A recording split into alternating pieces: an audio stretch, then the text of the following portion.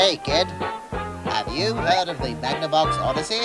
Why no, sir, I haven't. Don't interrupt me, boy. It's the brand new electronic gaming device. Invented back in 1966 by Ralph Baer, this newfangled device marked the beginning of a new industry. The rest of the story I will tell you now in this short visual history of video games. In 1972, the great Nolan Bushnell created a game called Pong. The game was a hit, and many more were to follow, like Space Invaders, Asteroids, Pac-Man, and Donkey Kong. But Atari had something else up their sleeves. In '77 came the 2600. It took a generation by storm. The first third-party developers formed, and the industry grew at a phenomenal rate. However, the market became saturated. Then in 1982 came a game by Howard Scott Warshaw, E.T., the Extraterrestrial. This was the straw that broke the camel's back. With the loss of consumer confidence, the industry crashed. It seemed like the end of this fad, known as video games. But one Japanese company had a different plan. In 1985, Nintendo released the NES to the world. It was a great success, and just what was needed to revitalize the industry. But a new competitor was on the horizon.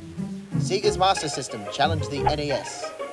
However, it was no match for Nintendo's overwhelming popularity.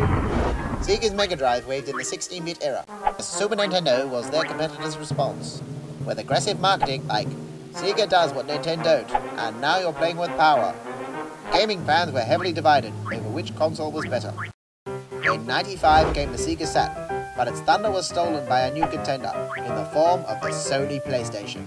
Its 32-bit graphics were revolutionary, and more mature games appealed to all. Nintendo, in comparison, looked childish and lame. But Nintendo was not to worry. The Nintendo 64 had 64-bit graphics and colorful games for a younger audience. It was twice as powerful as the Sony PlayStation, and it was totally twice as fun. The late 90s was certainly a wonderful time to be a gamer.